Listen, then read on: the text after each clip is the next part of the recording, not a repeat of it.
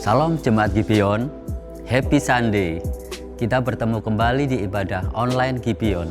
Dan saya ingin menyapa bagi Anda yang pertama kali bergabung bersama kami ucapkan selamat bergabung. Di sini bukan tempat orang yang sempurna, tetapi kita disempurnakan oleh kasih karunia Tuhan Yesus Kristus. Mari kita siapkan diri kita untuk beribadah pada hari ini. Saya percaya melalui tayangan ini, iman kita dapat dibangun dan dikuatkan. Selamat beribadah. Tuhan Yesus memberkati.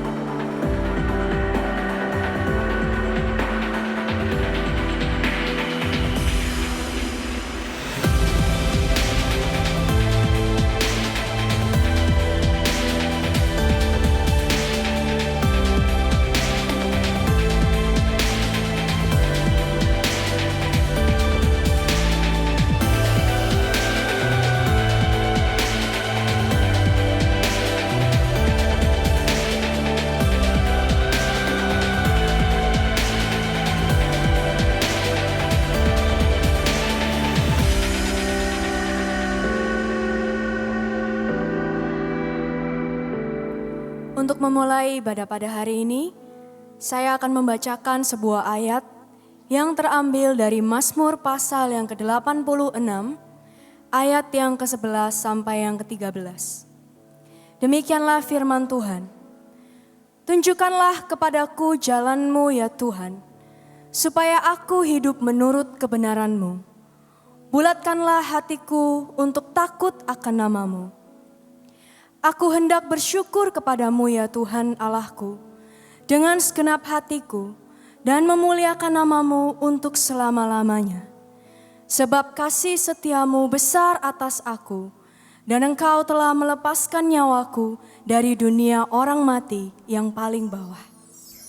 Mari saudara, sama-sama kita mau memuji Tuhan, kita mau meninggikan Dia, karena begitu besar kasih-Nya dalam hidup kita.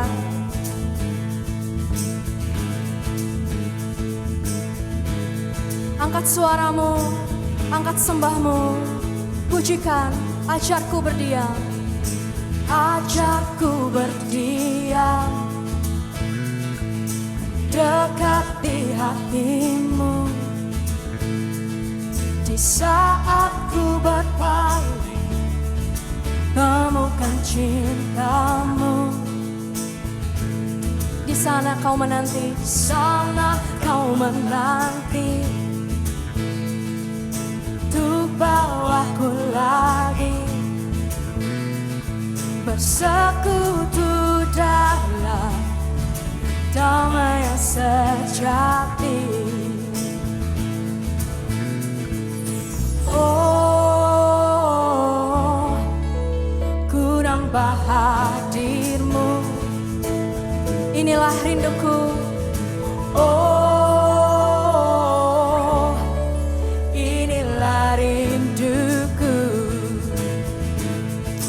hidupku hanyalah untuk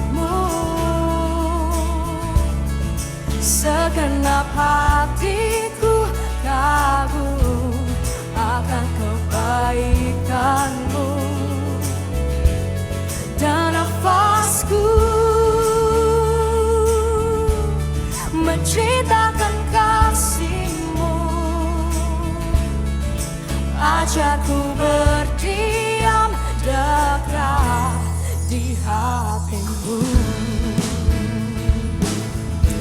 Mari saudara angkat suaramu, kita pujikan, katakan, ajarku berdiam dekat di hatimu. Di saat ku berpaling, temukan cintamu. Di sana kau menanti untuk bawaku lagi bersekutu dalam damai sejati. Oh, ku nambah hadirmu. Inilah rinduku. Oh, inilah rinduku. Hidupku hanyalah untukmu. Segenap hatiku kagum akan kebaikanmu. Dan nafasku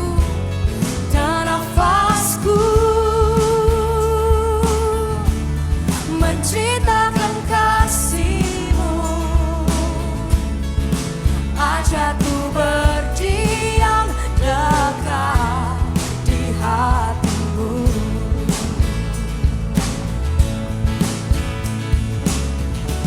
Kami mau menceritakan kebaikan-Mu Tuhan melalui hidup kami. Kami mau menceritakan kasih-Mu Tuhan melalui hidup kami. We thank you Lord untuk kasih setia-Mu dalam hidup kami. Angkat suaramu, katakan, hidupku hanyalah untukmu. Amin. Segenap hatiku kagum akan kebaikanmu. Dan nafasku menceritakan kasih-Mu. Ajarku berdiam dekat di hatimu. Ajarku berdiam, ajarku berdiam dekat di hatimu. Ajarku berdiam dekat di hatimu. We thank you Lord.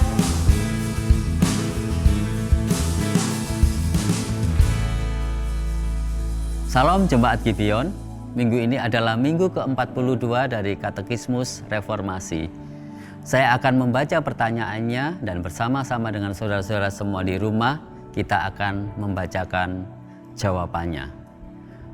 Bagaimana membaca dan mendengarkan firman Allah? Dengan kerajinan, persiapan, dan doa agar kita bisa menerimanya dengan iman, menyimpannya dalam hati, dan melakukannya dalam hidup kita. Firman Tuhan dari 2 Timotius 3 ayat 16, segala tulisan yang diilhamkan Allah memang bermanfaat untuk mengajar, untuk menyatakan kesalahan, untuk memperbaiki kelakuan, dan untuk mendidik orang dalam kebenaran. Saudara, Alkitab bukan sekedar buku biasa, tetapi adalah firman Tuhan, yaitu perkataan Allah sendiri.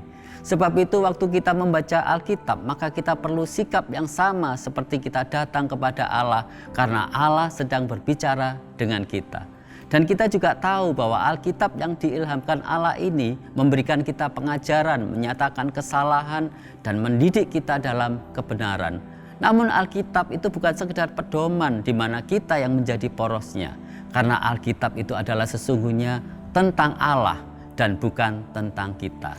Sebab itu, waktu kita membaca Alkitab, maka kita perlu sikap yang sama seperti kita datang kepada Allah, karena Allah sedang berbicara dengan kita. Dan kita juga tahu bahwa Alkitab yang diilhamkan Allah ini memberikan kita pengajaran, menyatakan kesalahan, dan mendidik kita dalam kebenaran. Namun Alkitab itu bukan sekedar pedoman di mana kita yang menjadi porosnya, karena Alkitab itu sesungguhnya adalah tentang Allah dan bukan tentang kita. Sebab itu dalam membaca Alkitab maka kita perlu memberi perhatian khusus dengan sikap mendengar firman dengan seksama dan memperhatikan dengan baik. Kita juga perlu mempersiapkan diri dengan baik, yaitu dengan hati yang rela untuk menerima apa saja yang Tuhan sampaikan. Dan dalam doa agar Roh Kudus menolong kita supaya kita bisa menerimanya dengan iman, menyimpannya dalam hati dan memampukan kita untuk melakukannya. Selain itu, melalui firman Tuhan, maka tujuan kita tidak hanya menerima informasi, tetapi ada transformasi, yaitu ada perubahan dalam hidup kita. Sebab itu firman itu tidak hanya kita simpan, tetapi kita lakukan dalam kehidupan kita sehari-hari. Kita mentaatinya bukan sebagai perintah yang terpaksa, tetapi karena kita mengasihi Tuhan yang lebih dahulu mengasihi kita. Seperti perkataan Yesus dalam Yohanes 14 ayat 15, dia mengatakan, "Jikalau kamu mengasihi aku, kamu akan melakukan perintah-perintahku." Amin. Saudara-saudara, sebelum kita bersama-sama berdoa, saya memberikan kesempatan bagi kita semua untuk merenungkan sejenak. Apakah selama ini sikap kita ini terhadap Alkitab, yaitu firman Allah sendiri, kita memiliki sikap yang mengasihi, yang menyukai dan merenungkannya setiap hari, sehingga firman Tuhan itu dapat mengubah kehidupan kita.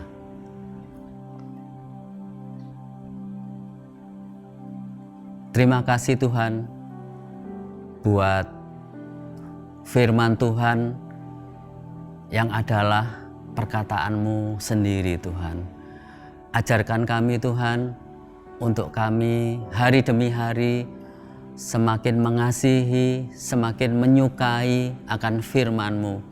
Dan kami boleh merenungkannya, menyimpannya di dalam hati, bahkan melakukannya dalam kehidupan kami sehari-hari. Supaya hidup kami ini semakin diubahkan dan mempermuliakan nama-Mu. Terima kasih Tuhan buat anugerah-Mu. Hanya di dalam nama Bapa, Putra, dan Roh Kudus, di dalam nama Tuhan Yesus Kristus, kami sudah berdoa.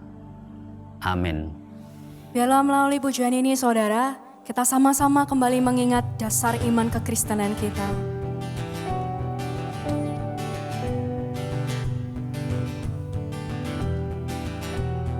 Firman-Mu dasar dan teguh, tempat kami kan berdiri. Tiap perkataan-Mu, amin. Setiap firman-Mu mulia.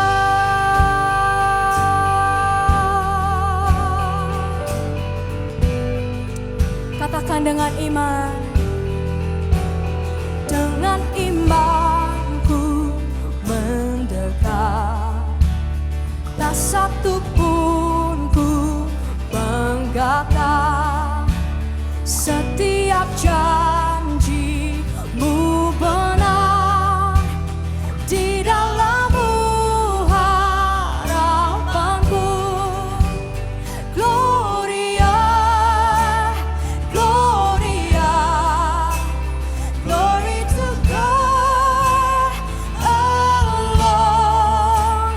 Gloria, Gloria, glory to God alone. Yesuslah kebenaranku. Katakan sama-sama. Yesuslah kebenaranku. Kekudusan-Mu milikku. Kau genapi semua hukum. Karya-Mu yang bebas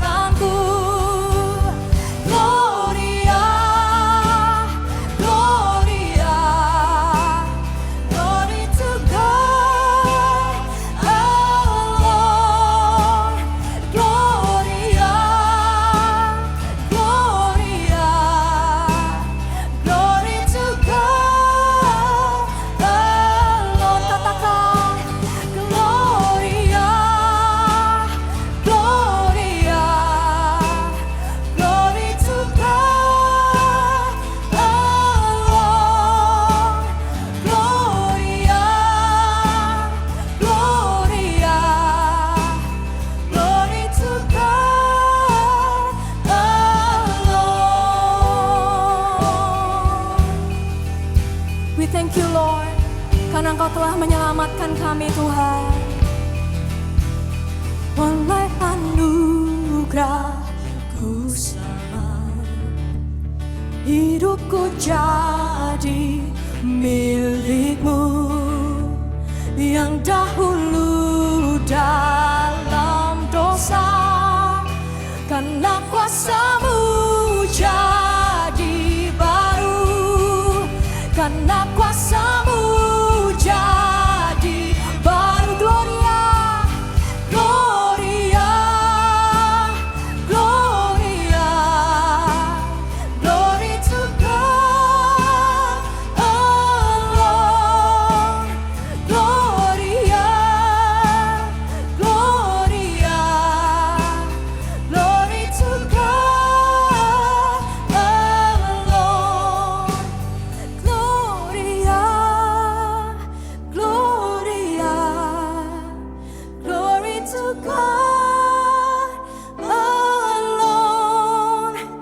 Gloria, Gloria, glory to God alone. Kami mengucap syukur Tuhan, oleh karena anugerah-Mu kami diselamatkan. Dan karena kasih-Mu Tuhan, kami diangkat menjadi milik-Mu. Kami mau mempersembahkan seluruh hidup kami, dan kami mau tinggal di dalam Engkau Tuhan. Hanya di dalam-Mu Tuhan ada harapan kami.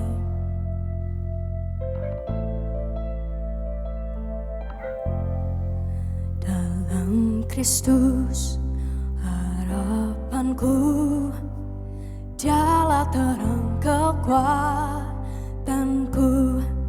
Yesus batu penjuruku, teguh dan tak tergoyahkan.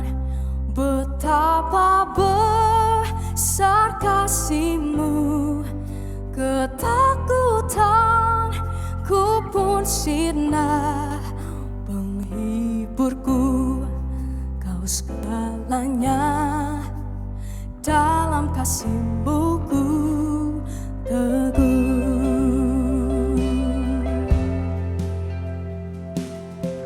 Yesus menjadi manusia, Kristus menjadi manusia. Dia kepenuhan Allah, pemberian kasih dan kebenaran, ditolak oleh umat-Nya, dan pada salib Dia mati. Murka Allah ditanggung-Nya, setiap dosa dilimpahkan. Kematian-Nya buatku hidup. Ku tak takut atas maut, karena Engkau besertaku. Ku tak takut atas maut, kuasa Kristus di dalamku. Dari lahir sampai mati, Yesus memegang hidupku.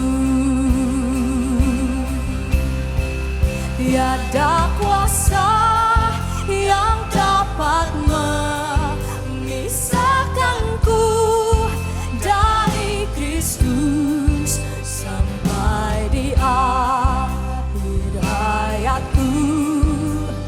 Dalam kuasa-Nya ku hidup.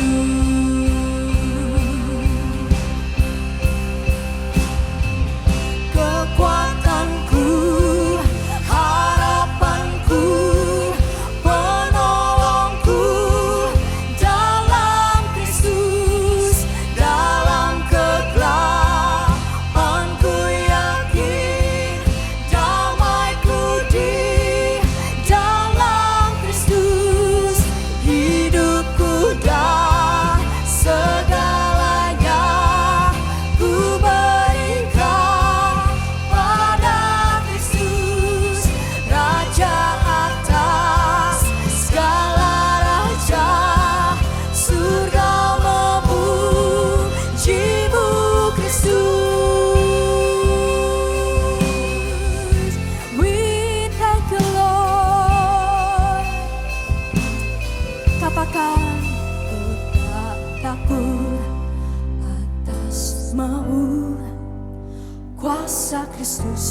dalamku dari lahir sampai mati.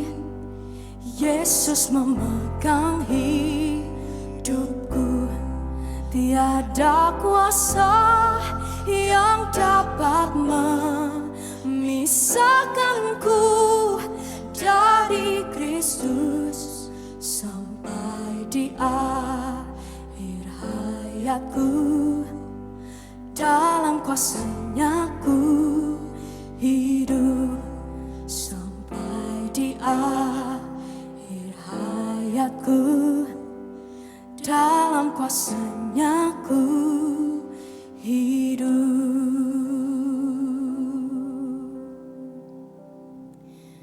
Siapakah kami, Tuhan? Engkau begitu mengasihi kami, dan Engkau menyelamatkan kami dari dosa kami. Engkau menyelamatkan kami dari maut, Tuhan, sehingga kami diangkat menjadi milik-Mu, dan kami bisa hidup di dalam Engkau. Kami mengucap syukur, Tuhan, untuk kasih setia-Mu. Kami mengucap syukur untuk anugerah-Mu dalam hidup kami. Kami mau menyerahkan seluruh hidup kami ke dalam tangan-Mu. Bentuk kami, Tuhan, dan pakai kami sesuai dengan kehendak-Mu. Tuhan, kalau sebentar kami juga akan mendengarkan firman-Mu. Kiranya firman Tuhan bisa menjadi terang dalam hidup kami dan menuntun setiap langkah kami. Kami mau menyerahkan hamba-Mu ke dalam tangan-Mu, ya Bapa. Biarlah Engkau sendiri yang berbicara melalui firman-Mu. Di dalam nama Tuhan Yesus, kami menyerahkan doa kami. Amin. Sebelum kita mendengar firman Tuhan, kita akan memberikan persembahan secara online. Saudara bisa memberi dengan cara mentransfer ke rekening gereja Gibeon yang tertera dalam layar Anda, atau dengan scan QR Code dengan aplikasi-aplikasi yang ada di layar Anda. Kita memberi bukan supaya diberkati, tetapi kita memberi karena kita sudah diberkati. Mari kita memberi dengan penuh sukacita. Mari sama-sama kita berdoa. Tuhan, kami mengucap syukur untuk kasih dan anugerah-Mu yang sudah Engkau berikan di dalam kehidupan kami. Kami merasakan bagaimana Engkau memelihara, melindungi kami, dan terutama Tuhan, kasih karunia-Mu itu selalu menopang kami di dalam segala keadaan. Pada saat ini kami mau memberikan sebagian dari berkat yang kami terima. Biar Tuhan, berkat ini dapat menjadi berkat bagi pelayanan di tempat kami ini, Tuhan. Biar nama-Mu dipermuliakan dan kami mau memberikan dengan hati yang penuh sukacita. Terima kasih Tuhan, hanya di dalam nama Tuhan Yesus Kristus kami sudah berdoa. Amin. Selamat memberi. Hello Church, This is Gibeon Weekly News.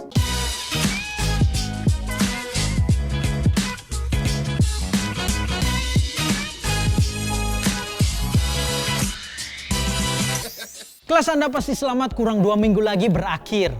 Wow, kami sangat mengapresiasi ketekunan Anda dalam mengikuti kelas ini. Yap, minggu ini kelas APS dengan judul Bebas dari Ikatan Mamon. Dan minggu depan judulnya apa, Jo? Minggu depan di materi yang ke-8 dengan judul Pelayanan Pelepasan. Pastikan Anda tidak melewatkannya. Registrasi dibuka pukul 12.30 melalui Zoom.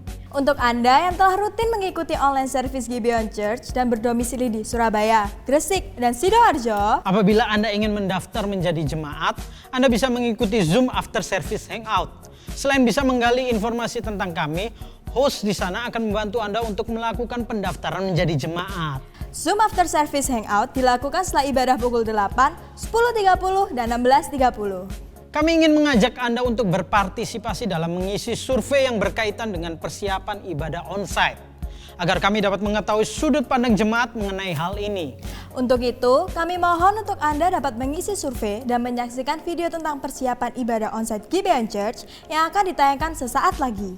Cara mengisi survei dapat dilakukan dengan klik link yang ada di description box. Terima kasih. This is Gibeon Weekly News. Selamat mendengarkan khotbah. Salam sejahtera saudara semua, welcome to Gibeon Church. Bagi saudara yang baru pertama kali hadir, joining us, welcome. Kami mempunyai hashtag bukan tempat untuk orang sempurna. Tapi puji Tuhan, Allah yang sempurna dengan inisiatifnya, kasih karunia-Nya dan anugerah-Nya menyelamatkan kita yang tidak sempurna. Dan bukan hanya itu, tetapi Allah yang sempurna itu tinggal bersama dengan kita sehingga kita semua disempurnakan oleh kasih karunia Tuhan dan oleh kuasa Injil. Amin saudara. Nah saudara semua, dalam beberapa waktu dekat ini kami akan melakukan ibadah onsite. Dan kami telah menyiapkan protokol yang sangat ketat dan sangat terperinci. Bahkan kita merenovasi sistem ventilasi serta semua prosedur yang berkaitan dengan jemaat yang akan hadir di gereja. Nah untuk itu mari kita sama-sama saksikan video protokol kesehatan onsite Gibeon Church berikut ini. COVID-19 memaksa kita untuk banyak beraktivitas di rumah. Belajar dan bekerja di rumah, termasuk beribadah di rumah selama berbulan-bulan lamanya.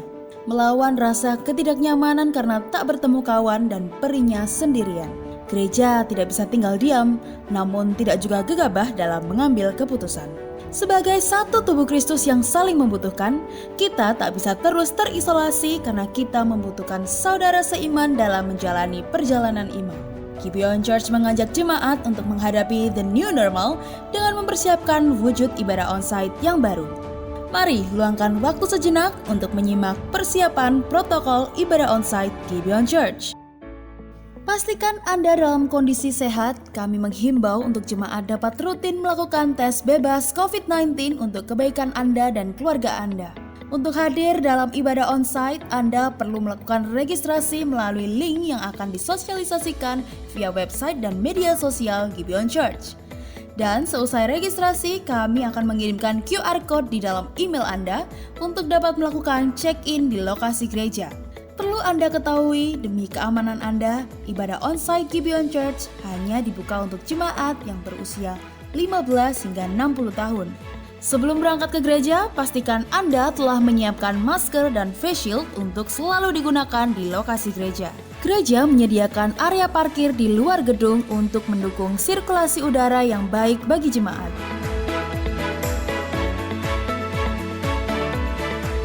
Lokasi parkir mobil dan motor berada di dua area yang berbeda. Perlu kami informasikan bahwa untuk melalui semua protokol ibadah onsite yang berada di luar gedung, kami akan menyediakan kanopi untuk kenyamanan Anda. Kami berharap Anda dapat hadir lebih awal untuk mengikuti protokol kesehatan yang akan diarahkan oleh para volunteer. Sebagai informasi, semua volunteer telah mengikuti tes bebas COVID-19. Scan QR Code hasil registrasi online Anda di pos registrasi. Anda akan diberi stiker yang perlu selalu Anda kenakan sebagai tanda Anda sudah melalui proses registrasi.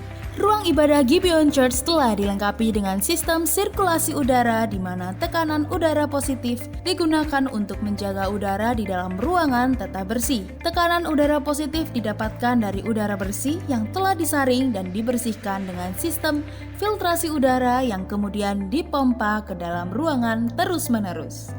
Hal ini membuat udara yang masuk ke dalam ruangan tetap bersih dan sehat. Selain itu, di setiap sudut ruangan ibadah dengan radius 40 meter persegi, kami juga menyediakan air purify dengan teknologi HEPA. Selama di gereja, dimohon kerjasamanya untuk tidak melakukan kontak fisik dengan orang lain serta tidak melepas masker dan face shield. Untuk memberi, kami menganjurkan Anda melakukannya dengan cara non-tunai agar mengurangi kontak fisik. Ada hal-hal yang perlu diperhatikan dalam penggunaan fasilitas kamar kecil. Anda diminta untuk mengikuti arahan dari volunteer sesuai alur, jarak, dan kapasitas yang ditentukan demi keamanan Anda. Kami sangat mendukung physical distancing, maka saat ibadah selesai, usher akan mengarahkan jemaat ke pintu keluar secara bergantian. Untuk menggantikan fasilitas Connect Booth, kami menyediakan QR Code yang dapat Anda scan, di mana jemaat dapat memperoleh beragam informasi seputar gereja dan kegiatan-kegiatannya. Seusai ibadah, mohon kerjasamanya untuk tidak berkerumun dan dipersilahkan meninggalkan lokasi gereja dengan tertib. Mari kita sama-sama dukung dan ikuti semua protokol ibadah onsite ini demi kebaikan kita bersama. Kami percaya situasi dan kondisi yang tidak menentu ini tidak menghentikan semangat kita untuk beribadah bersama sebagai satu tubuh Kristus.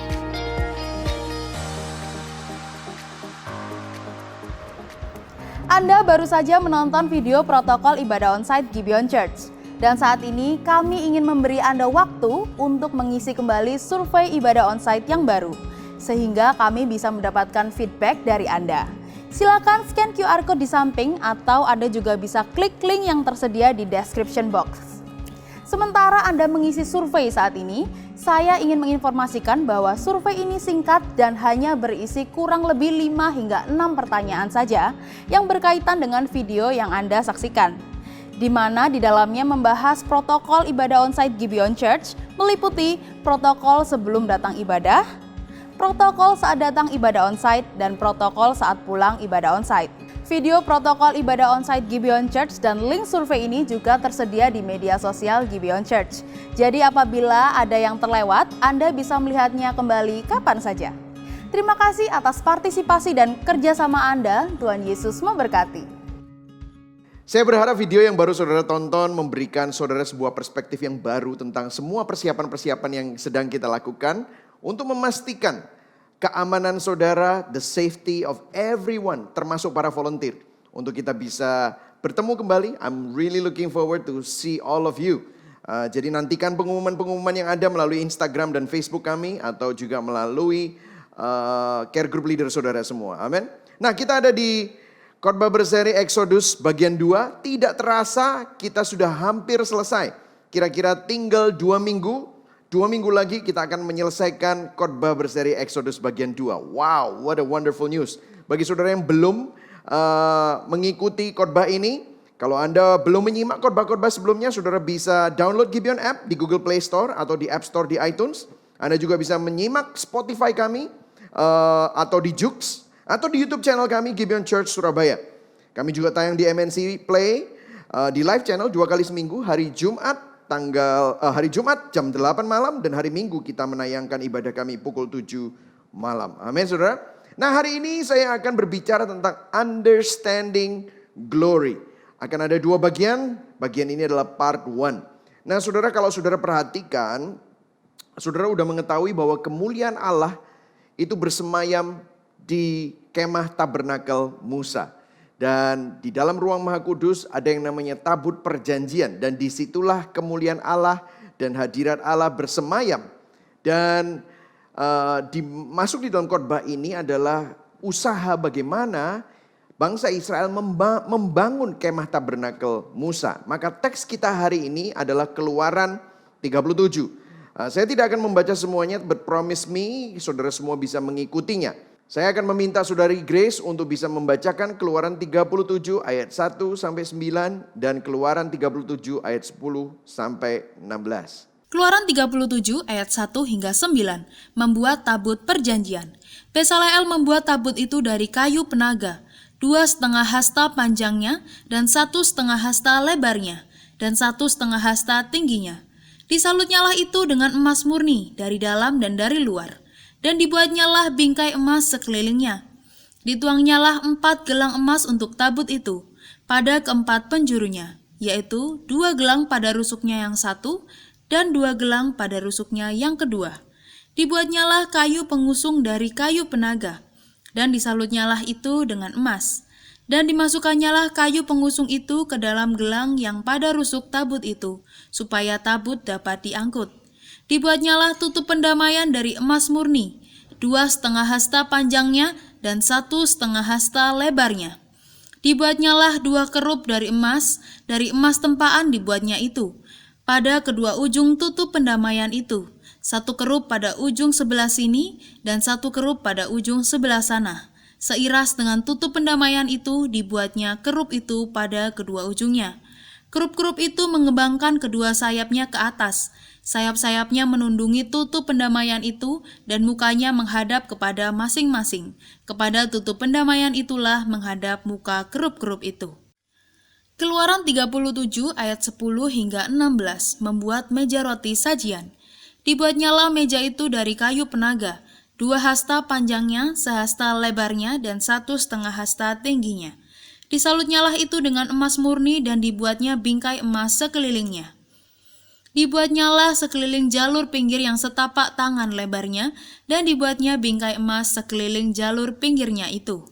Dituangnyalah untuk meja itu 4 gelang emas, dan dipasangnyalah gelang-gelang itu di keempat penjurunya pada keempat kakinya. Dekat ke jalur pinggirnya lah gelang itu, yakni tempat memasukkan kayu pengusung, supaya meja itu dapat diangkut. Dibuatnyalah kayu pengusung itu dari kayu penaga dan disalutnya dengan emas, yaitu supaya meja itu dapat diangkut. Dan dibuatnyalah perkakas yang di atas meja itu, yakni pinggannya, cawannya, piala, dan kendinya, yang dipakai untuk persembahan curahan, semuanya dari emas murni. Terima kasih. Poin saya hari ini ada 2 saudara, nggak banyak-banyak. Yang pertama adalah makna perabotan di dalam kemah tabernakel dan hubungannya dengan Injil Kristus. Langsung saya akan masuk ke dalam Gospel Connection. Dan kemudian yang kedua, implikasinya dalam kehidupan kita dan gerejanya di saat-saat sekarang ini. Amin saudara ya. Nah, seperti yang kita tahu, kalau kita membahas kitab Keluaran, ada yang bertanya dengan saya. Ada yang bilang sama saya, aduh, khotbah di Gibeon Church itu ya, Pastor Michael itu ngomongnya Musa terus saja, Keluaran terus saja. Kita ini di zaman perjanjian baru. Nah saudara, saya ingin mengingatkan kita semua, sekali lagi kitab Keluaran itu adalah cerita kita. Kalau saudara ingin mengerti inti dari Alkitab dan proses rencana penebusan Allah, maka kitab Keluaran adalah ringkasan dari seluruh kitab suci. Itu merupakan sesuatu yang sangat-sangat luar biasa. Nah, kitab Keluaran adalah gambar atau denah biru, blueprint rencana penebusan Tuhan atas umatnya yang berdosa. Saudara bisa lihat sini. Saudara bisa lihat bagaimana bangsa Israel itu ada di bawah perbudakan Mesir dan Firaun. Yang akhirnya Tuhan memilih Musa di dalam anugerahnya untuk membebaskan bangsa Israel dari belenggu perbudakan Mesir dan Firaun untuk menuju tanah perjanjian.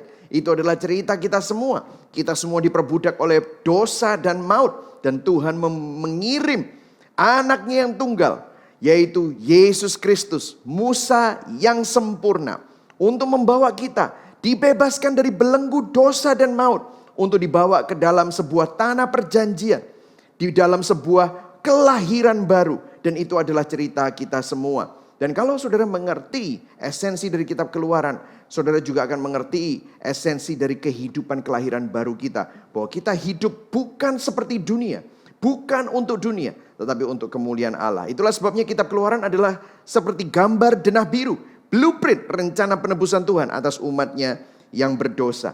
Nah, hari ini kita akan membahas perabotan yang ada di dalam kemah tabernakel Musa. Nah, saudara bisa lihat gambar ini. Saya akan membahas hanya yang ada di dalam kemah tersebut. Nah, kalau saudara perhatikan, sebenarnya kalau kita bicara tentang kemah tabernakel Musa adalah model atau representasi visual dari janji Tuhan bahwa Tuhan akan tinggal kembali di antara umatnya. Saudara bisa lihat di sini, bagaimana Adam dan Hawa itu mempunyai persekutuan yang intim dan erat dengan Allah. Tetapi apa yang terjadi? Karena dosa, maka dosa itu memisahkan Allah dan manusia. Dan rencana penebusan Allah itu bukan hanya untuk menyertai umatnya saja. Bukan hanya untuk memberikan pertolongan, perlindungan, memberikan pemeliharaan kepada umatnya saja. Tetapi Tuhan ingin kembali tinggal, ingin membawa kerajaannya kembali di tengah-tengah umatnya. Dan kemah tabernakel Musa adalah sebuah model, representasi visual dari janji Tuhan bahwa Tuhan akan kembali tinggal bersama dengan umatnya. Nah, kalau saudara baca nanti di Kejadian 37 ada 4 perabotan khusus, yaitu tabur perjanjian, the Ark of the Covenant. Itu digambarkan di ayat 1 sampai ayat 9. Dan Ark of the Covenant, tabur perjanjian, ada di ruang Maha Kudus, yaitu ruang yang paling dalam. Kemudian ada 3 perabotan yang lain, yaitu meja roti, table of showbread, ayat 10 sampai 16. Kemudian lampu menorah yang bahasa Inggrisnya adalah lampstand. Kita sempat membahasnya beberapa minggu yang lalu, bagaimana lampu menorah ini tidak boleh mati. Ayat 17 sampai 24. Kemudian mezbah pembakaran ukupan, altar of incense, ayat 25-29. Kita juga sempat membahasnya sedikit. Nanti kita akan mengulangnya sedikit saja. Nah, hari ini kita akan meneruskan, kita akan masuk ke dalam pembahasan tentang tabut perjanjian. Nah, kalau saudara perhatikan, tabut perjanjian ada di ruang Maha Kudus. Saudara bisa lihat ini gambarnya dengan circle ini. Nah, tabut perjanjian itu menggambarkan apa? Saudara, seringkali kita berpikir bahwa tabut perjanjian adalah sebuah relik dan sampai saat ini tidak ditemukan di mana. Saya yakin itu ada maksudnya. Kenapa kok Tuhan tidak membiarkan tabut perjanjian itu ditemukan? Karena kalau sampai itu ditemukan, maka itu akan menjadi jimat. Dan maka itu akan menjadi tempat sakral yang disembah bukan Tuhan lagi, tetapi yang disembah adalah tabutnya gitu saudara ya. Tetapi tidak tahukah saudara, tabut perjanjian ini menggambarkan sesuatu. Dari bahannya, dari desainnya, dari semua yang ada, pernak-pernik yang ada dan semua perhiasan yang ada di dalam tabut perjanjian itu merupakan suatu gambaran tentang apa yang akan datang. Nah, saya akan langsung saja masuk. Kalau kita ngomongin tentang tabut perjanjian, bahannya adalah emas murni, tetapi juga ada kayu penaga. Kita tadi sudah baca. Terus kemudian ada 4 gelang emas dan ada 2 kayung pengusung. Nah, kalau sudah perhatikan, emas murni itu menggambarkan apa? Emas murni itu menggambarkan keilahian Kristus. Apa yang murni emas itu? Kalau sudah perhatikan, emas itu selalu digambarkan di dalam Alkitab sebagai hal yang divine, hal yang ilahi. Kemudian kayu penaga dicampur dengan emas itu menggambarkan hipostatis union. Bagaimana Kristus adalah manusia, tetapi Kristus juga adalah manusia ilahi. Dia adalah 100% Allah, tetapi dia juga 100% manusia sejati. Emas murni dan kayu penaga menggambarkan keilahian Kristus, tetapi juga kemanusiaan Kristus. Dan kalau sudah perhatikan di situ ada 4 gelang emas. 4 gelang emas itu berbicara 4 kitab Injil Kristus. Dan di situ ada ornamen-ornamennya seperti lapisan, seperti mahkota. Itu menggambarkan bahwa Kristus adalah raja di atas segala raja. Dan ada 2 kayu pengusung yang menggambarkan, yaitu 2 perjanjian, yaitu perjanjian lama dan perjanjian baru. Jadi saudara bisa melihat bahwa ini adalah gambaran dari apa yang akan datang. Kemudian tabut perjanjian itu juga mempunyai tutup pendamaian. Mercy seat adalah lambang dan bayangan dari karya penebusan Kristus yang sempurna. Wow, begitu luar biasa sekali. Saudara bisa melihat bahwa sebenarnya kalau sudah masuk ke dalam ruang Maha Kudus, di dalam ruang itu bukan hanya ruangan kosong dengan sebuah peti, tetapi peti tersebut ternyata mempunyai sebuah gambaran yang sangat sakral, yang menunjukkan bahwa itu semua adalah bayangan dari rencana penebusan Tuhan. Kalau saudara perhatikan di sini dikatakan mercy seat, tutup pendamaian. Ada usaha di mana Tuhan ingin mendamaikan dirinya sendiri dengan umatnya. Dan di dalam tabut perjanjian ada 3 hal, yaitu 2 loh batu yang menunjukkan 10 hukum Taurat, 10 hukum perintah Allah. Kemudian yang kedua adalah buli-buli emas yang berisi mana. Dan yang ketiga adalah tongkat Harun yang ada tunasnya dan berbunga. Ini menunjukkan apa? Saya pernah berkhotbah tentang hal ini. Bagaimana bahwa ini menunjukkan pemberontakan bangsa Israel atas standar kekudusan Tuhan. Kalau mercy seat itu adalah tempat duduk di mana Tuhan bertahta, bersemayam. Maka 2 loh batu itu adalah tempat pijakan kakinya Tuhan. Di mana Tuhan adalah Tuhan yang sangat kudus. Tuhan yang sangat adil. Dan di situ menunjukkan bahwa bangsa Israel tidak mampu memenuhi standar kekudusan Tuhan. Kemudian buli-buli emas dengan mana menunjukkan apa? Pemeliharaan Tuhan. Tetapi apa yang terjadi dengan bangsa Israel? Bangsa Israel selalu memberontak terhadap pemeliharaan. The provision of God.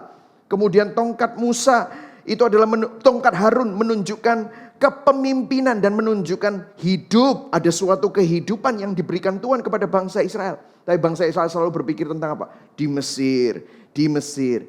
Di atas pemberontakan itu semua makanya Tuhan perlu menaruh tutup pendamaian. Karena dia tidak ingin marah terhadap semua pemberontakan-pemberontakan itu. Dan setiap tahun seorang imam besar harus masuk ke dalam ruang Maha Kudus. Dan dia harus mencipratkan darah. Itu dikatakan the day of atonement. Hari penebusan. Yang memberikan sebuah permohonan ampun terhadap dosa seluruh umat Israel. Nah, ini semua menunjukkan apa? Ini menunjukkan karya keselamatan Yesus Kristus yang akan datang. Kalau saudara perhatikan di Roma 5 ayat 10 sampai 11. Ini diberitakan, sebab jikalau kita ketika masih seteru diperdamaikan dengan Allah oleh kematian siapa? Anaknya. Siapa anaknya ini? Yesus Kristus. Lebih-lebih kita yang sekarang telah diperdamaikan, pasti akan diselamatkan oleh hidupnya. Kita diperdamaikan dengan Allah melalui Kristus, diselamatkan oleh hidup Yesus Kristus. Dan bukan hanya itu saja, kita malah bermegah dalam Allah oleh Yesus Kristus Tuhan kita. Sebab oleh Dia kita telah menerima pendamaian itu. Saudara dan saya bukan lagi musuh Allah, bukan lagi seteru Allah, tetapi saudara dan saya diperdamaikan, menerima pendamaian itu melalui siapa? Melalui karya Yesus Kristus. Tabut perjanjian yang begitu mengerikan, tabut perjanjian yang begitu sakral, tabut perjanjian yang tidak bisa dimasuki oleh siapapun selain imam besar. Sekarang tabut perjanjian itu tidak lagi begitu mengerikan. Kenapa? Karena tabut perjanjian itu adalah gambaran Yesus Kristus. Itulah sebabnya waktu Yesus Kristus disalib, Dia berkata, sudah selesai. Dan apa yang terjadi? Tirai yang memisahkan antara ruang Maha Kudus dan ruang kudus sobek dari atas ke bawah. Bukan dari bawah ke atas. Kenapa harus dari atas ke bawah? Karena itu menunjukkan bahwa inisiatifnya Tuhan. Bukan manusia yang mendatangi Allah, tetapi Allah yang mendatangi manusia. Sehingga sobeknya dari atas ke bawah. Tebalnya, tebal sekali. Tidak bisa disobek oleh manusia. Allah menyobeknya. Dulu ada pemisahan antara Allah dengan manusia yang berdosa. Tapi melalui karya Kristus, melalui penebusan Kristus, ada pendamaian. Sehingga ada suatu akses yang diberikan kepada saudara dan saya. Sehingga kita tidak lagi terpisah karena dosa kita. Tetapi kita dipersatukan, kita diperdamaikan melalui karya Kristus di atas kayu salib. Yang setuju katakan amin. Ini merupakan kabar baik, saudara. Nah, selanjutnya bukan hanya tabut perjanjian, tapi kita akan masuk ke dalam ruang kudus. Kalau tadi di ruang Maha Kudus, maka saudara kita akan masuk ke dalam ruang kudus. Di dalam ruang kudus ada sebuah perabotan yang namanya adalah meja roti. Kita melihat meja roti ada di ayat 10 sampai 16. Nah, apa signifikansi dari meja roti? Nah, kalau saudara perhatikan, meja roti itu diganti setiap hari Sabat. Jadi setiap hari yang ketujuh, rotinya diganti. Dan di atas meja roti ada 12 jelai roti. Yang menggambarkan apa? Ke-12 suku Israel. Bagaimana Tuhan mengasihi umatnya. Bagaimana Tuhan ingin bersekutu dengan umatnya. Tetapi roti tersebut hanya boleh disajikan oleh imam. Karena tempat itu adalah tempat yang kudus. Ruang kudus. Jadi tidak ada yang boleh makan roti itu kecuali keluarga imam. Apakah ini konsep yang banyak yang tanya sama saya, konsep yang mirip dengan orang yang menaruh makanan di meja dupa untuk sesajen? Ada yang tanya begitu. Saya mau luruskan saudara, tidak sama. Tuhan kita bukan Tuhan yang memerlukan makanan dan minuman. Tetapi roti di sini justru mengingatkan dan mengajarkan umat Israel untuk mengingat bahwa Tuhanlah sumber dari kecukupan mereka. Bahwa Tuhanlah pemelihara hidup mereka. Bahwa Tuhanlah yang memberikan mereka makanan secara jasmani ataupun secara spiritual. Jadi ini menunjukkan bahwa bukan untuk sesajennya Tuhan. Tetapi ini adalah melambangkan bagaimana Tuhan ingin mengingatkan umatnya bahwa hidup mereka sangat tergantung. Hidup mereka dari Tuhan, karena Tuhan, oleh Tuhan, dan untuk Tuhan. Saudara melihat bagaimana konsistennya konsep ketergantungan manusia yang rentan ini sama Tuhan yang berdaulat dan berkuasa. Ini semua terlihat bahkan dari desain kemah tabernakel Musa. Jadi meja roti ini menunjukkan ketergantungan umat Israel secara jasmani dan secara spiritual. Nah, apa signifikansi secara Injil? Nah, kita harus lihat bahwa ini merupakan bayangan dari yang akan datang. Perjanjian lama adalah perjanjian baru yang belum tersingkap. Perjanjian baru adalah perjanjian lama yang akhirnya sudah disingkapkan. Ya, Old Testament is New Testament concealed. New Testament is Old Testament revealed. Nah, sekali lagi, kalau kita ngomongin tentang roti, kalau kita lihat di perjanjian baru, Yesus adalah roti hidup. Kalau kita ngomongin bahwa roti itu diganti setiap hari Sabat, Yesus adalah Sabat kita yang sempurna. Kalau roti itu tidak boleh disajikan oleh orang lain secara selain imam, Yesus adalah imam besar, pengantara kita yang sempurna. Yang setuju katakan amin. Ini merupakan kabar baik, saudara. Yohanes 6 ayat 35, akulah roti hidup. Barang siapa datang kepadaku, ia tidak akan apa? Lapar lagi. Karena yang saudara butuhkan bukan makanan jasmani, tapi yang saudara butuhkan adalah sang roti itu. Yesus bukan penunjuk tempat kepada roti, tetapi dialah sang roti hidup. Artinya kalau saudara bukan hanya melihat Yesus sebagai teladan, tetapi menghidupi Yesus, maka saudara akan mempunyai hidup yang berkuasa. Mempunyai hidup yang penuh dengan pengharapan. Mempunyai kekuatan untuk dimampukan, untuk tetap bisa bertahan meskipun saudara mengalami banyak tekanan dan kesusahan. Markus 2 ayat 28, jadi anak manusia adalah juga Tuhan atas hari Sabat. Sabat bukan hanya lagi suatu perayaan yang harus disakralkan, tetapi karena Yesus tinggal, roti hidup itu tinggal bersama dengan kita. Roti hidup yaitu Yesus yang juga adalah Tuhan dari Sabat itu. Bukan jauh, tetapi dia bersama dengan saudara. Artinya saudara memiliki rest. Itulah sebabnya Yesus berkata, marilah datang kepadaku yang letih, lesu dan berbeban berat.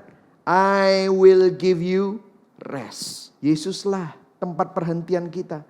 Yesuslah tempat di mana kita bisa merasa tenang. Hadiratnya tidak jauh, tetapi hadiratnya sangat dekat. Ibrani 4 ayat 14 dikatakan, dia juga adalah kita sekarang mempunyai imam besar agung yang telah melintasi semua langit. Yaitu siapa? Yesus anak Allah. Baiklah kita teguh berpegang pada pengakuan iman kita. Yang setuju katakan amin. Jadi saudara-saudara bisa melihat di sini bahwa Yesus roti hidup. Yesus adalah Sabat kita yang sempurna. Yesus adalah imam besar kita, pemantara kita yang sempurna. Saudara bisa melihat bahwa dari semua desain ini, Tuhan melaksanakan rencana penebusannya bukan asal-asalan. Rencana penebusannya sudah ditentukan, bahkan sebelum dunia dijadikan. Ada yang nanya sama saya, Pak, kalau Tuhan itu udah tahu bahwa manusia itu akan jatuh dalam dosa dan betapa ribetnya untuk menyelamatkan manusia yang berdosa. Kenapa kok Tuhan tetap melakukan itu semua? Tetap aja dilakukan. Nah, disinilah saudara, kita harus menjawabnya bukan berdasarkan spekulasi, tetapi kita harus menjawabnya berdasarkan kebenaran. Disinilah Tuhan bukan berusaha untuk menciptakan manusia karena dia kesepian. Tetapi Tuhan adalah Tuhan yang self-sufficient. Dia adalah Allah Tritunggal. 3 pribadi, 1 hakikat. He's all loving, He's all knowing, He's all powerful, He's all sovereign. Dia adalah Tuhan yang maha kasih, maha tahu, maha adil, maha kuasa, ya kan? Maha berdaulat. Jadi Tuhan itu tidak membutuhkan ciptaan untuk bisa komplit. Dia tidak membutuhkan segala sesuatu untuk membuat dirinya menjadi Tuhan. Tuhan tidak bisa diganggu gugat. Tetapi pada waktu dia menciptakan itu, dia menciptakan manusia menurut gambar dan rupanya untuk menggambarkan siapa dirinya. Dan pada waktu manusia yang diberi kehendak bebas itu jatuh ke dalam dosa, apakah Tuhan tahu manusia itu akan jatuh ke dalam dosa? Ya, dia tahu.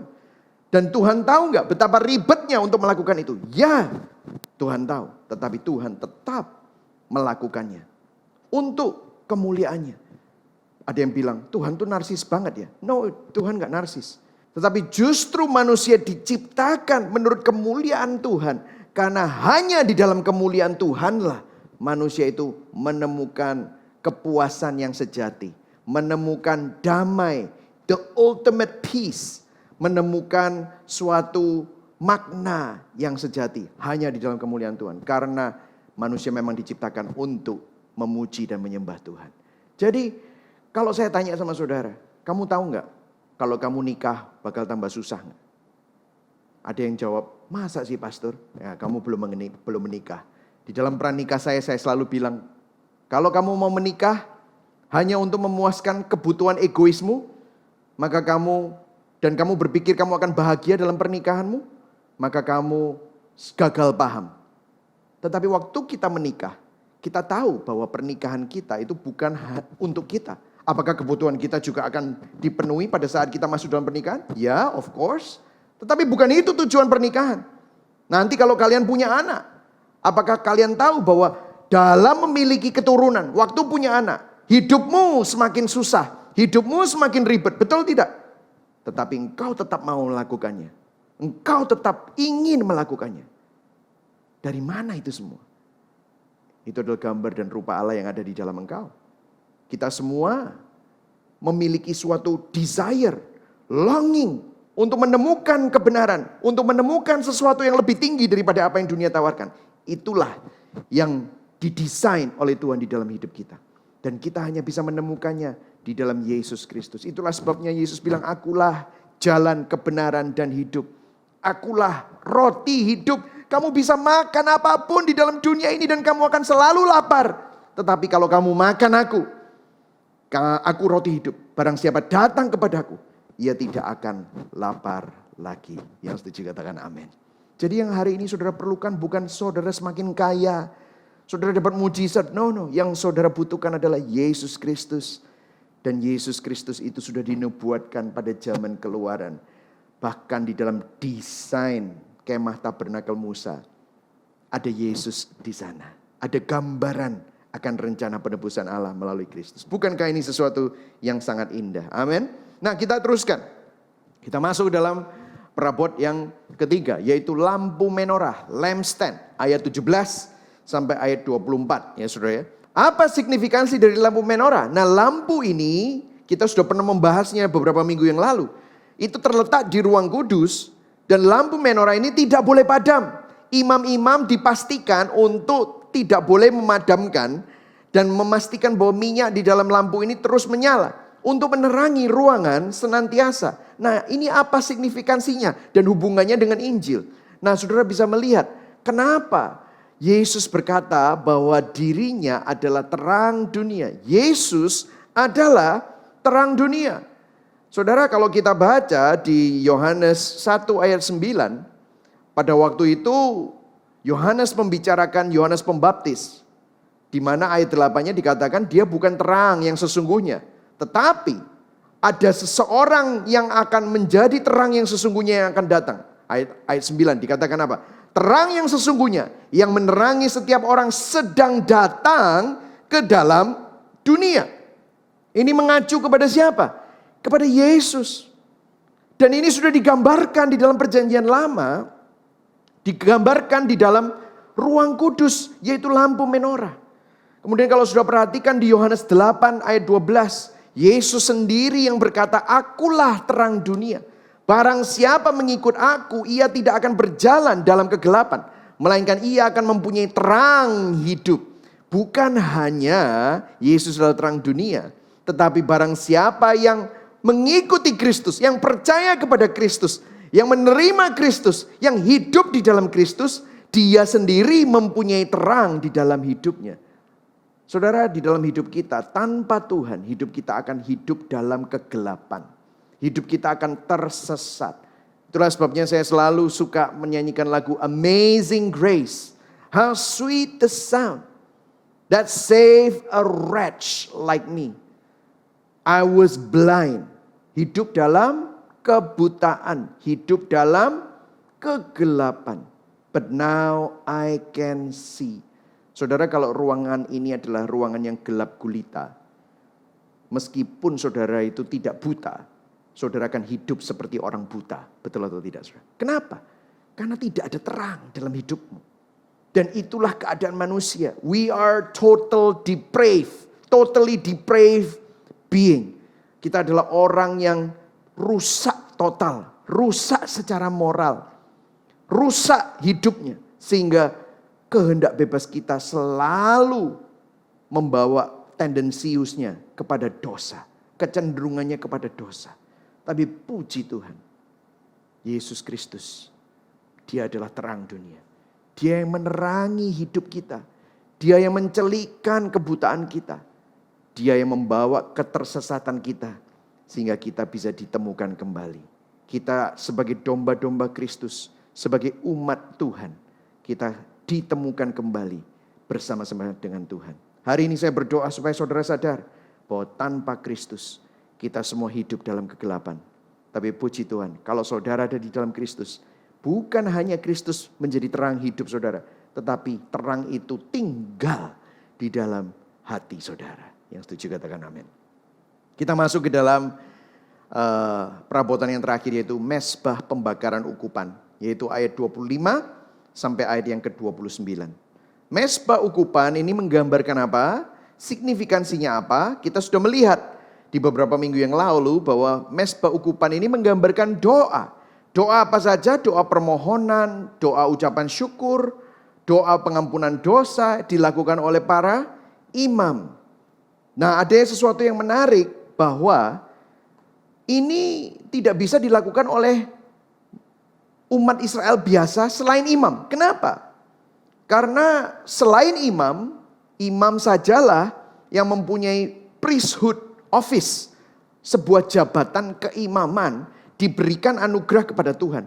Itulah sebabnya imam tersebut harus mempersembahkan korban setiap kali dia harus mempersembahkan doa ataupun untuk meminta ampun terhadap dosa, sebuah pelanggaran. Setiap kali harus ada percikan darah, setiap kali harus ada korban yang dipersembahkan. Nah, ini yang membuktikan bahwa manusia berdosa tidak bisa mendekati Tuhan. Bahkan doamu, kalaupun kamu mau berdoa kepada Tuhan, tanpa suatu mediator melalui imam yang mempersembahkan korban bakaran, yang mempercikan darah dengan cucuran darah, maka doamu tidak bisa didengar. Ada ayatnya saudara, Yesaya 59 ayat 1. Dikatakan sesungguhnya tangan Tuhan tidak kurang panjang untuk menyelamatkan. Dan pendengarannya, telinga Tuhan, tidak kurang tajam untuk mendengar. Ayat 2, coba saudara perhatikan. Tetapi yang merupakan pemisah antara kamu dan Allahmu, ialah segala kejahatanmu. Dan yang membuat dia menyembunyikan diri terhadap kamu, sehingga ia tidak mendengar, ialah segala dosamu. Jadi karena apa yang terjadi di Taman Eden, maka manusia terpisah dengan Tuhan karena apa? Dosa-dosa kita. Kita tidak bisa datang kepada Tuhan bahkan dengan doa permohonan atau doa ucapan syukur.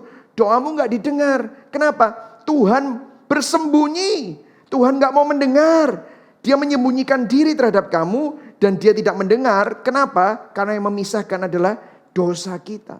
Tetapi puji Tuhan, karena begitu besar kasih Allah akan dunia ini, sehingga dia mengaruniakan anaknya yang tunggal, supaya barang siapa yang percaya kepadanya tidak binasa. Siapa? Kita semua, orang-orang yang berdosa yang semestinya binasa. Tapi barang siapa yang percaya kepadanya tidak binasa, melainkan memperoleh apa? Hidup yang kekal. Sehingga kita yang dulu musuh Allah dapat diperdamaikan dengan Allah. Sehingga kita dapat kembali bersekutu dengan Tuhan. Nah, itulah sebabnya kalau kita perhatikan di dalam perjanjian baru signifikansinya, Yesus menjadi pengantara, Yesus menjadi pembela, bahkan Yesus menjadi pendoa syafaat bagi kita yang sudah ditebusnya. Wow, luar biasa sekali, ini merupakan kabar baik saudara. Kalau saudara ada di sini, saya ajak untuk tepuk tangan. Kenapa saudara? Karena Tuhan melihat ketidakmampuan kita. Dan Dia yang berinisiatif untuk menjembatani suatu pemisahan itu. Melalui karya Yesus Kristus. Dia yang tidak mengenal dosa, jadi dosa. He who knew no sin. Dia gak kenal dosa. Karena Dia adalah Tuhan yang kudus. Became sin. Jadi dosa. Supaya apa saudara? Supaya saudara dan saya yang berdosa jadi kebenaran Allah di dalam Yesus Kristus. Saudara dibenarkan, justification. Saudara menerima sanctification, saudara dikuduskan. Saudara menerima kemuliaan Allah yang hilang. Semua orang sudah berdosa. Roma 3:23. Dan sudah apa? Kehilangan kemuliaan Allah. Sekarang kemuliaan Allah itu kembali melalui karya Kristus dalam hidup saudara dan saya. Wow, ini merupakan kabar baik. Saya berdoa supaya saudara sadar bahwa hari ini kalau saudara bisa berdoa kepada Tuhan di dalam nama Tuhan Yesus, doamu didengar. Karena apa? Yang memisahkan engkau, yaitu dosa-dosamu, sudah dihapus, sudah ditanggung. Sekarang engkau memiliki jubah kebenaran Kristus. Engkau memiliki jubah kekudusan Kristus. Engkau memiliki jubah kemuliaan Kristus. Amin, saudara. Bagi kita yang ada di dalam Kristus, tidak ada satu doa pun yang tidak didengar oleh Tuhan. Jadi apapun doa saudara saat ini, keluhan apapun, saudara, doamu didengar oleh Tuhan. Tangisanmu didengar oleh Tuhan. Keluhan-keluhanmu dirasakan oleh Tuhan. Kalau tadi kita sudah membaca bahwa Yesus adalah imam besar kita adalah imam besar yang mengerti semua yang pernah kita rasakan. Kalau saudara dikhianati, dia pun juga pernah dikhianati. Kalau saudara ditinggalkan, dia pun juga pernah ditinggalkan. Kalau kamu gak punya rumah, dia pernah berkata, anak manusia tidak mempunyai tempat untuk menaruh kepalanya untuk berbaring. Kalau dia merasakan duka, dia pun menangis pada saat Lazarus meninggal. Kalau saudara sedih karena teman dan sahabat saudara berduka, dia pun menangis pada saat Marta dan Maria menangis. Saudara, kita memiliki Tuhan yang berempati terhadap kita. Dan bukan hanya itu, dia bukan hanya berempati, tetapi dia tidak berdosa. Dan dia mengalahkan dosa, dia mengalahkan maut, dan dia mengalahkan semua yang membelenggu kita, supaya saudara dan saya dapat dipersatukan kembali. Roma 8 ayat 34-35a. Kristus Yesus yang telah mati, bahkan lebih lagi yang telah bangkit, yang juga duduk di sebelah kanan Allah, yang malah menjadi apa saudara? Pembela. Bahasa aslinya adalah interceding, berdoa syafaat bagi kita. Ayat 35. Siapakah yang akan memisahkan kita dari kasih Kristus? Saudara dan saya mempunyai seorang pendoa syafaat yang sempurna, yang sejati. Dia duduk di sebelah kanan Allah dan malah menjadi apa? Pembela. Interceding, berdoa syafaat untuk membela siapa? Saudara dan saya. Nanti kalau bisa di rumah saudara baca Yohanes 17. Itu adalah doa Yesus untuk umatnya. Doa itu ditulis 2000 tahun yang lalu. Dan doa itu masih berlaku sampai sekarang. Yesus mendoakanmu. Saat ini kalau Anda sedang susah. Saat ini kalau Anda sedang putus asa. Saat ini Anda sedang kehilangan pengharapan. Saat ini Anda sedang tidak tahu harus lari kemana. Ingatlah bahwa Yesus bersama dengan engkau. Ingatlah bahwa Yesus berdoa untuk engkau. Doamu, keluhanmu, tangisanmu, tidak ada satupun yang Tuhan tidak dengar. Bahkan hari ini, waktu engkau mendengar message ini, tangannya sedang menguatkan engkau. Tangannya sedang memegang engkau, supaya engkau tidak jatuh. Kalaupun engkau jatuh, jatuhmu tidak tergeletak. Sebab tangan Tuhan menopang hidupmu. Amin saudara. Nah saya akan masuk ke dalam poin yang kedua. Implikasinya dalam kehidupan kita dan gerejanya saat ini. Saudara, ada sesuatu yang menarik.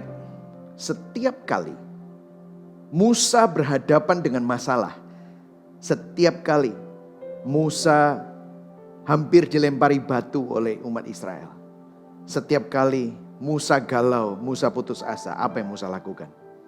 Musa selalu lari kepada Tuhan. Betul atau tidak, saudara? Musa selalu mencari wajah Tuhan. Musa selalu berlindung kepada Tuhan. Nah, kalau saudara perhatikan, Musa lari, Musa datang, Musa menghadap, Musa naik ke gunung, ya kan? Musa bertemu dengan Tuhan. Apa yang menjadi hasil dari semua itu? Setiap kali setelah Musa ketemu Tuhan, setiap kali Musa menghampiri Tuhan, setiap kali Musa naik ke gunung untuk bertemu dengan Tuhan, menghadap Tuhan, mewakili bangsanya. Bahkan kadang-kadang dia marah, dia datang kepada Tuhan. Setiap kali apa yang menjadi hasil setelah dia bertemu dengan Tuhan? Ada beberapa indikasi setiap kali dia mempunyai perspektif yang baru. Betul tuh? Setiap kali dia wajahnya bersinar-sinar, berkilau-kilau. Kenapa? Karena kemuliaan Tuhan itu transfer, somehow kena dalam hidupnya. Dan dia memiliki hikmat. Dia memiliki kekuatan yang baru. Dia memiliki pandangan yang baru. Dia memiliki suatu pengharapan yang baru. Setiap kali dia menghadap Tuhan. Nah, saudara coba bayangkan. Ini perjanjian lama. Di mana manusia untuk menghadap Tuhan begitu ribetnya. Di mana Musa setiap kali mau menghadap Tuhan, dia harus menyiapkan diri. Dia harus mungkin was-was, takut, khawatir. Apa yang akan terjadi kalau aku salah ngomong? Ya, puji Tuhan, Tuhan selalu menunjukkan anugerahnya. Tetapi saudara sekarang bukan lagi di perjanjian lama. Saudara sekarang ada di perjanjian baru. Saudara melihat bagaimana ribetnya untuk masuk ke dalam ruang Maha Kudus. Ketemu dengan Tuhan. Harus melewati tahap-tahap. Tetapi hari ini saudara dan saya sudah melihat melalui karya Yesus Kristus. Beberapa minggu yang lalu kita sudah melihat ini. God is with us. Immanuel. Tuhan bukan lagi jauh, tetapi Tuhan sangat dekat. Yesus adalah Tuhan yang bertabernakel di tengah-tengah umatnya. Waktu Yesus naik ke surga, dia mengirimkan roh penolong. Di Yohanes 14 dan di Yohanes 16. Aku tidak akan meninggalkan engkau. Aku tidak akan membiarkan engkau menjadi yatim piatu. Tapi aku akan memberikan penolong. Aku akan bersama dengan engkau. Dan roh itu akan mengingatkan semua yang aku katakan kepadamu. Roh itu akan menghibur. Roh itu akan menolong. Roh itu akan memampukan kita. Hari ini, jangan pernah saudara merasa bahwa saudara sendirian. Bagi saudara dan saya yang ada di dalam Kristus, God is with you. God is with us. Saya tahu akhir-akhir ini banyak orang yang merasa sangat jenuh. Saya tahu akhir-akhir ini banyak dari antara saudara yang merasa imanmu seakan-akan ada di dalam keadaan yang dormant, mati. Tetapi jangan pernah putus asa. Perasaanmu bisa berkata seperti itu. Tetapi Tuhanmu adalah Tuhan yang hidup dan Dia setia. Hari ini Dia bersama dengan engkau. Engkau tidak perlu seperti Musa untuk naik ke gunung untuk menghadap Tuhan. Tetapi justru Tuhan datang menghampiri engkau. Hari ini bukan engkau yang menghampiri Tuhan, tetapi Tuhan yang mencari engkau. Saudara, kalau saudara perhatikan, ini jarang dikhotbahkan orang. Waktu Musa akhirnya sampai 40 tahun dia berkeliling di padang gurun. Dan dia naik ke gunung. Dia melihat secara supranatural awan terbuka dan dia melihat itu loh tanah perjanjian. Wow, ini adalah tanah perjanjian yang penuh dengan susu dan madu. Tuhan bilang, ya. Wow, senang ya Tuhan, sebentar lagi kita masuk sana. Tuhan bilang sama dia, no, aku gak akan pakai kamu untuk bawa bangsa Israel masuk ke sana. What? Setelah segitu lama perjuangan Musa gak masuk loh tanah perjanjian. Tuhan pakai Yosua. Coba bayangkan kalau saudara jadi Musa. Rasanya seperti apa? Kecewa? Kok gitu Tuhan? Ini menunjukkan bahwa kadang-kadang cara Tuhan bekerja itu tidak sama dengan harapan kita, saudara.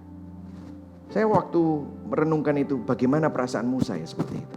Wow, di atas gunung, dia bilang, aku nanti akan menguburkan kamu, aku akan jemput kamu pulang, dan nanti biar Yosua yang akan memimpin.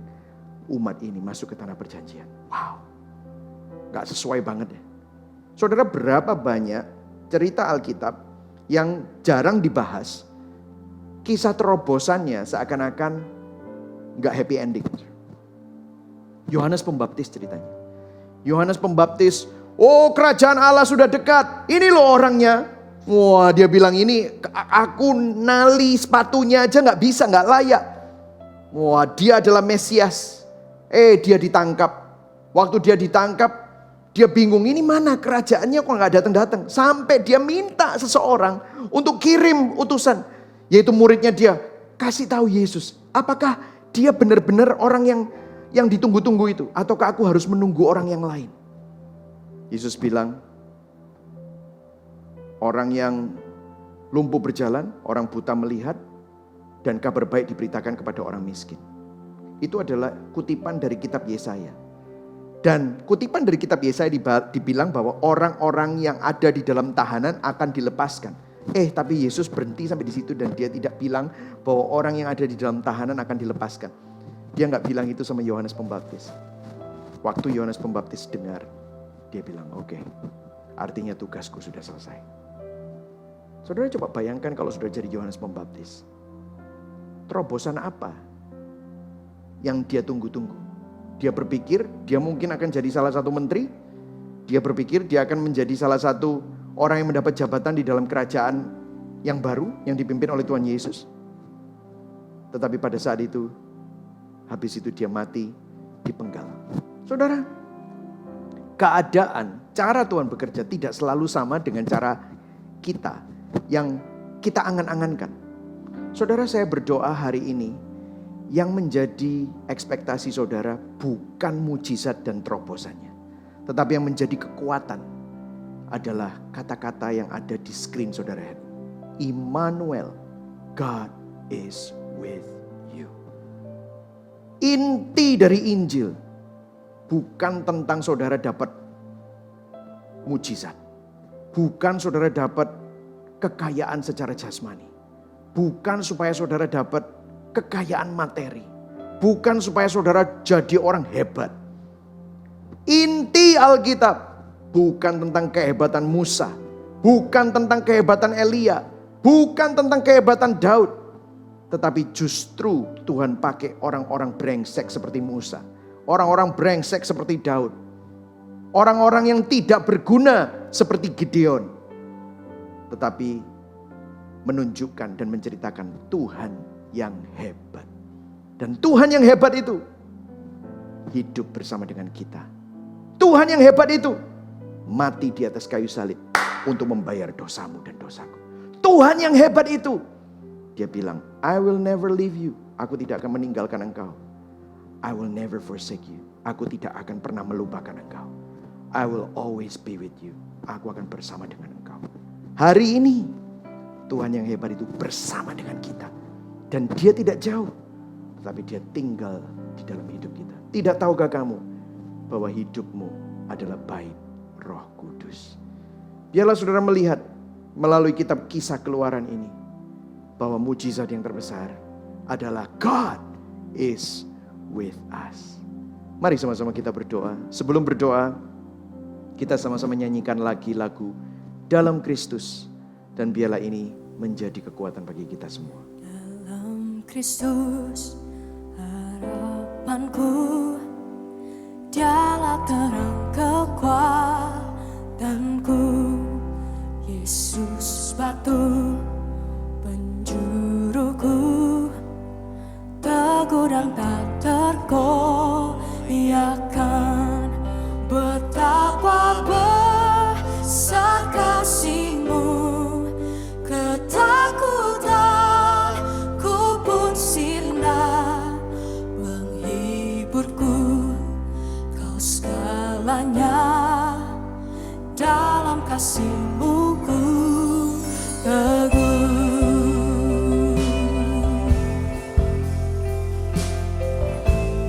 Kristus menjadi manusia, Kristus menjadi manusia, Dia kepenuhan Allah, pemberian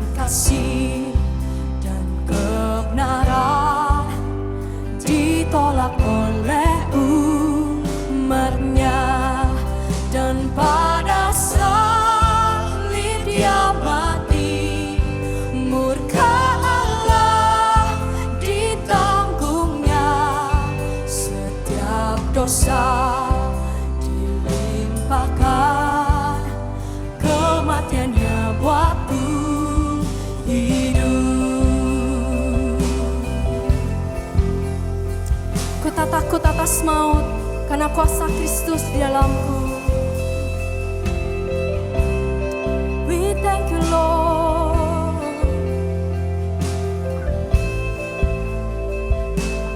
Katakan, ku tak takut atas maut, kuasa Kristus di dalamku.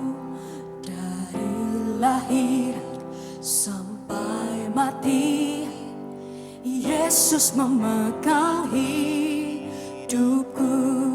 Tiada kuasa yang dapat memisahkanku dari Kristus sampai di akhir hayatku. Dalam kuasa-Nya ku hidup sampai di akhir hayatku. Dalam kuasa-Nya ku hidup.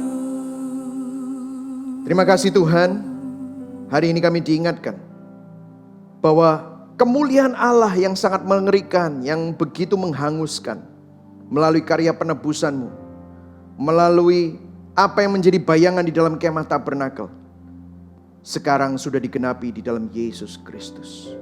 Kami mengucap syukur Tuhan, kalau hari ini kami bisa menghadap Engkau, datang di dalam hadirat-Mu, dapat bergaul secara dekat, fellowship, dan kami bisa dipanggil sahabat-sahabat-Mu, anak-anak-Mu, anggota keluarga dari kerajaan surga.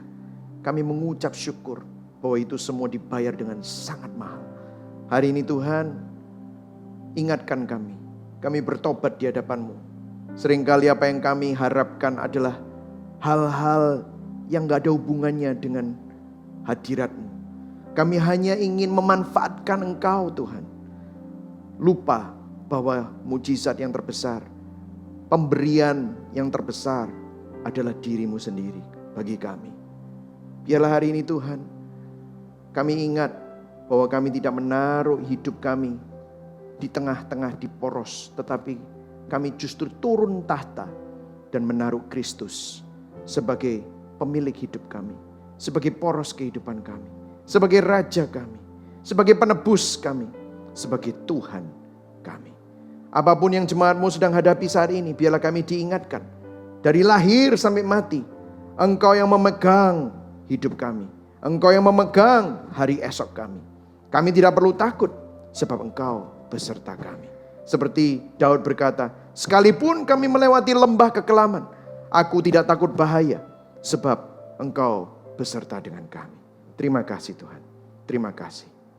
Mari sama-sama kita arahkan hati kita, tangan kita kepada Tuhan yang menyelamatkan, memelihara dan menopang kita. Tuhan Yesus memberkati engkau dan melindungi engkau. Tuhan menyinari engkau dengan wajah-Nya dan memberikan engkau kasih karunia. Tuhan menghadapkan wajah-Nya kepadamu dan memberikan engkau damai sejahtera. Kiranya Tuhan memberkatimu sehingga dalam keadaan apapun engkau tetap bisa memiliki shalom. Engkau tetap memiliki joy, bersukacita. Sehingga dunia di sekelilingmu dapat melihat bahwa terang Tuhan bercahaya dan memuliakan nama Tuhan di surga. Kiranya Allah Bapa, Allah Putra di dalam nama Tuhan Yesus Kristus, dan Allah Roh Kudus yang menyertaimu dan tidak pernah meninggalkanmu, selalu melingkupimu, menguatkanmu, memberkatimu dan memampukanmu untuk berjalan dari sekarang sampai selama-lamanya. Yang percaya sama-sama katakan amin. Tuhan Yesus memberkati. I'm looking forward to meet with you soon. Terima kasih Anda telah beribadah bersama kami hari ini. Kami berdoa iman kita semua dikuatkan dan kita semua bisa menghidupi Injil yang sudah kita dengar. Apapun musim hidup kita, kita mau tetap berharap dan menaruh iman kita hanya kepada Kristus karena Dia yang berdaulat dalam hidup kita. Dan mungkin bagi Anda yang pertama kali bergabung dan ingin mengetahui lebih jauh lagi tentang kami, atau Anda tertarik untuk dikembalakan, Anda bisa bergabung dengan kami di Zoom After Service Hangout setelah ibadah online pukul 8, 10.30 dan 16.30. Sampai jumpa minggu depan. God bless you.